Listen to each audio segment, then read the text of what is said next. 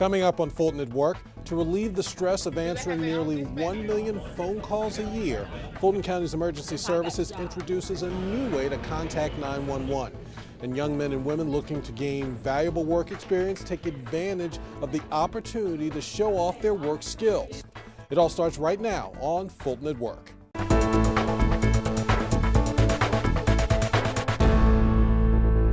Welcome to Fulton at Work. I'm Darrell Carver.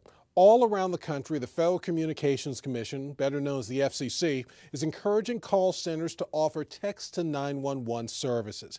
The state-of-the-art technology is not only giving people another option to receive emergency assistance, it's also providing critical access for those with hearing and speech impairments.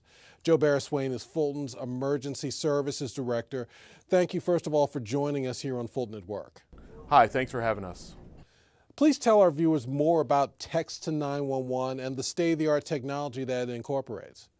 So as of February 1st, the county's turned on their text to 911, and we've worked with all of our cellular providers to make that happen. The county implemented our first phase, which was a new CAD system earlier last year, where we implemented a CAD system that was able to sustain and bring text 911 out from the public to our center. That was a huge task for us, as we had been working for the last 2 years to bring up our new CAD and implement the text 911. Text 911 was just one of the pieces that brought the new technology to us here in the center. If you could tell us a little bit more about the process and how do you actually text to 911? So text 911, you open up your phone, and where it says to, where you would put Joe's name in there, you would actually just put 911. Once you put that in the to part of your call, it's just like texting anybody else, the way you would text your friend, your wife, your neighbor. You're just instead of putting their name in there or their phone number, you're just putting 911. And then as soon as you implement that and you hit send, you'll get a response from our call center saying, "You've reached Fulton County 911. What is your emergency?" And you'll provide where and what your emergency is at that point, and we will start engaging you in conversation. And what in particular are the guidelines for using text to 911, especially since Georgia is now a hands-free state? So you definitely, with the new rules in Georgia, the new laws, you really want to stay off your phone while you're driving. And really we want to look at your ability to, if you can call us, you definitely want to call. If you can't call, then you want to text. You really want to bring your emergency to the center as best you can in a safe way. So one of the guides is to try to stay specific in your text, stay away from slang, stay away from abbreviations. You really want to tell us as much information as you can. We all know with small little acronyms that indicate hello and goodbye, but we really need the full information when you're talking about an emergency. We need the full detail. We really don't want an abbreviation or a misinterpretation of what actually is being sent to us. And in particular, what areas of the county does this service cover? The county is covered by multiple 911 centers. Fulton County 911 Center serves the south end of the county, and the cities of Chattahoochee Hills, Palmetto, Fairburn, the city of South Fulton, the city of Union City, and the unincorporated areas of the county. Text 911 is functional in all of those areas. Text 911 is functional within the city of Atlanta, Sandy Springs, and other cities. They just go through a different 911 center. The county is the default for those 911 centers should they have to evacuate their centers or have to leave their center, so we have to be prepared to take text messages from any one of those places at any given time. The county's also, the way we're set up is a text can originate, let's say, at the airport, someone driving through the airport over to a part of the county or the city of South Fulton or Union City, and a text needs to be transferred. So what happens then is we have the ability to grab that text and, let's say, transfer it to the city of Atlanta or other jurisdictions or other counties outside of Fulton County. And at this point, why isn't the entire county involved? There are some areas that still haven't brought up text on 911.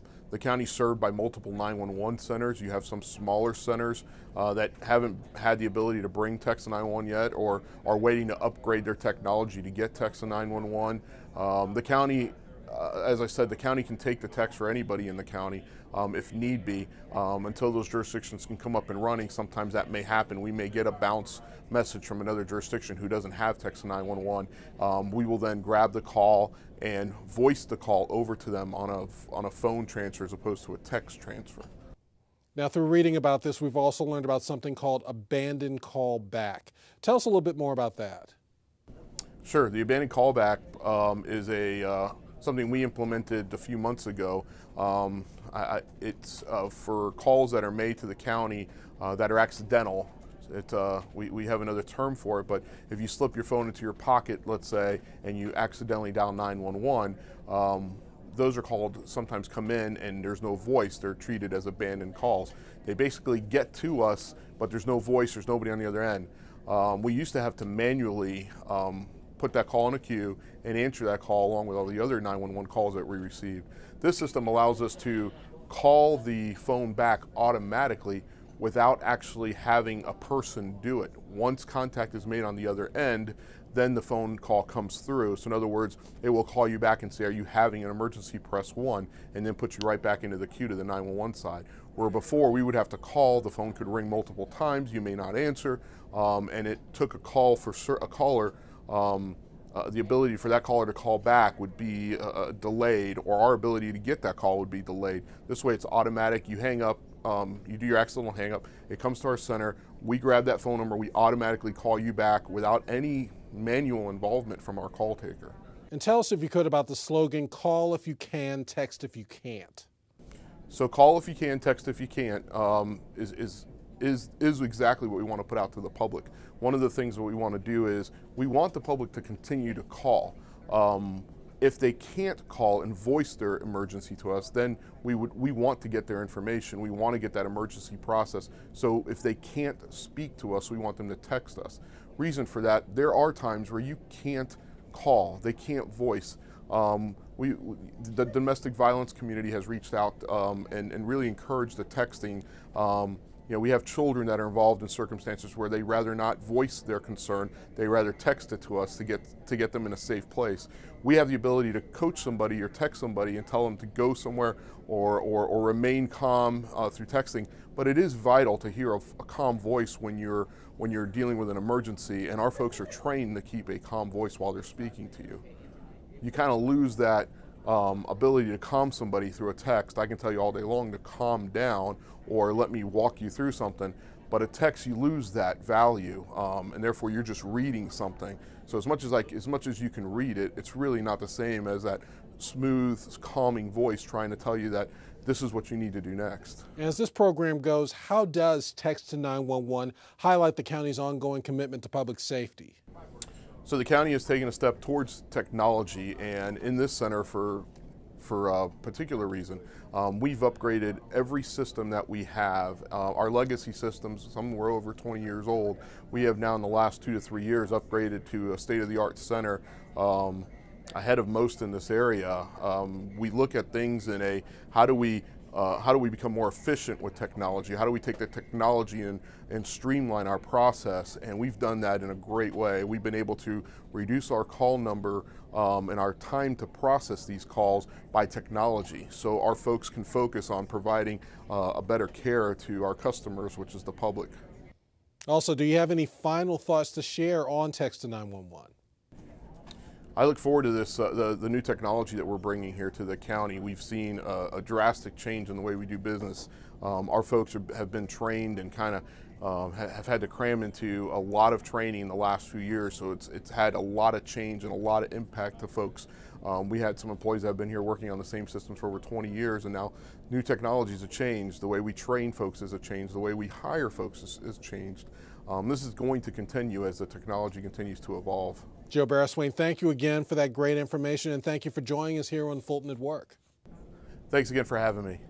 Now again, to get in touch with Fulton Emergency Services for emergency, call or now text 911. The people answering those calls and texts are applauded for their dedication to service here in Fulton and across the nation. FGTV's Felicia Church explains. Fulton County 911, what is the address of your emergency? On average, Fulton County's Emergency 911 Center handles over 700,000 phone calls per year, and the people taking those calls have been trained to be calm, responsive, and dependable.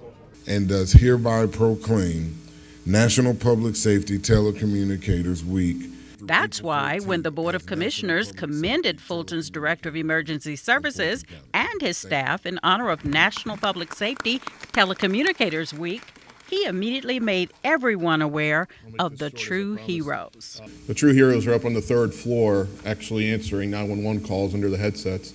Fulton's Emergency Services dispatches law enforcement agencies for the cities of South Fulton, Chattahoochee Hills, Fairburn, Palmetto, Union City, and even the National Parks Service. And whether it's giving pre-arrival instructions for a heart attack or providing instructions on how to stay safe during a burglary, it's their voice that is often life-saving and critical in preserving the lives and safety of citizens. And whereas the services provided by the public safety telecommunicators is often a silent service, and their duties are seldom observed by the general public. The public has received even better service thanks to the installation of multiple electronic updates in recent years, including a countywide radio system and phone system, which also upgraded the 911 system for the whole county. And coming soon, the Computer Agency Dispatch System, better known as CAD. It's going to allow us to share intelligence with other agencies around us, other counties around us, seamless information from the field units back to the dispatch center, and from the dispatch center back to the field units. It'll allow us to do call transfers with information without having to ask the agency that's transferring the call. Our goal is always to provide quicker and a better quality of service. And quicker is always an issue for us when technology is concerned. So this is going to really help us get to that next point. As impressive as that sounds, Fulton County's Dispatcher of the Year has advice that can be very helpful next time you call 911. So we really need, when we receive calls or different information, you to put forth your best effort to help us help you. And a lot of people don't realize that until they understand, or we meet with them and we can tell them how the job works and how the function is. Reporting for FGTV, I'm Felicia Church. Thank you, Felicia. When we come back, we're going to tell you about the opportunities the county's youth have to gain valuable work experience. Please stay with us.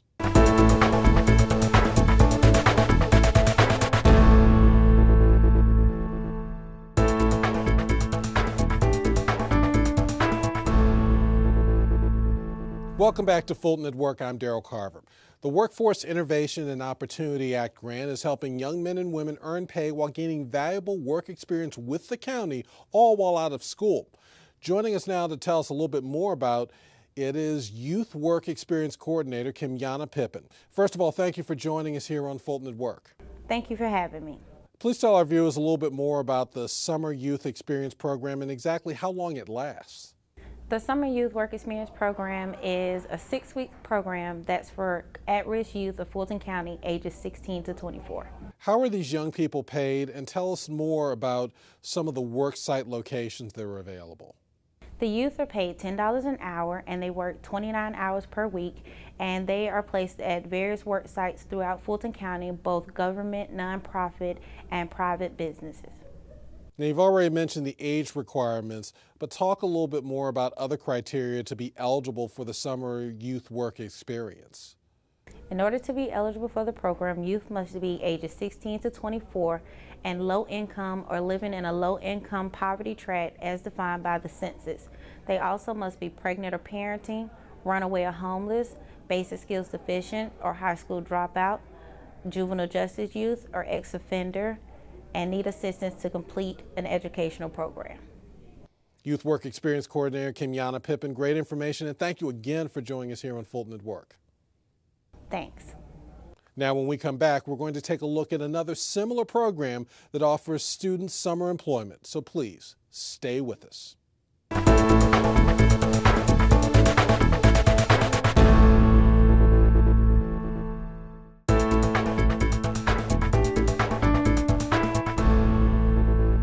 Welcome back to Fulton at Work. The Summer Youth Employment Program also offers 16 to 24-year-olds work opportunities. So how does it differ from the Summer Youth Experience Program?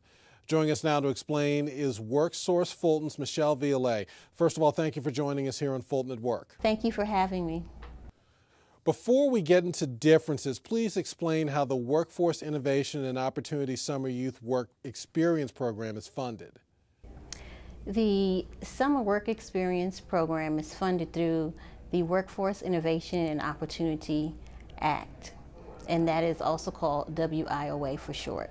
So exactly what is the difference between the Youth Work Experience Program and the Summer Youth Employment Program? The Summer Youth Work Experience Program is funded through WIOA, and as previously stated, you have to have specific barriers to participate in that program. As with the Summer Youth Internship Program, it's based on residency in a high crime tract area as identified by the BOC last year. So one is stipulations as it relates to the WIOA grant, and one is stipulations as it relates to residency funded by the general fund. Some young people we've interviewed in the past have spoken highly of Youth Work Experience Program. What are your thoughts on the experiences that they've received? The youth have had various experiences as they worked at various work sites, and now they have an insight into what they actually want to do in the future. And so that's what makes it so great. And they have questions. They have come back with questions about a variety of topics, and during orientation they had a variety of guest speakers that started to pique their curiosity before they even went to their work sites. And as you see it, how do both programs help our young people prepare for the real world? Both programs, the Work Experience Program and the Summer Youth Internship Program, help our youth prepare for the real world by allowing them the opportunity to work with companies, with actual companies, side by side with someone, understanding what it takes to go to work every day, what it takes to build a career for yourself, a career path. They understand, about resumes, how to dress with success, how to interview, and so it's actually giving them real world experience. How and when then can people submit applications to be a part of these programs? The Summer Youth Internship Program is once a year. It only occurs during the summertime, and they start taking applications for that program in early to mid-May. The Work Experience Program, funded by WIOA, is a year-round program, and the Summer Work Experience is just a component of that program. But we have a program year-round that assists with career counseling for our youth, work with them if they have issues at home, and help them prepare again for employment and help them with educational opportunities. If you could, please share any final thoughts you have on this. It's obvious that we definitely need to do more to help our youth, all of our youth. And these are two actually dynamic programs that we work with in the county, and we always need more employees to participate, and we as a whole need to embrace our youth and ensure that we work very closely with them and help them to succeed. Michelle Violet from WorkSource Fulton, thank you again for joining us here on Fulton at Work. Thank you for having me, and I appreciate the opportunity. We're back to wrap up the show after this short break.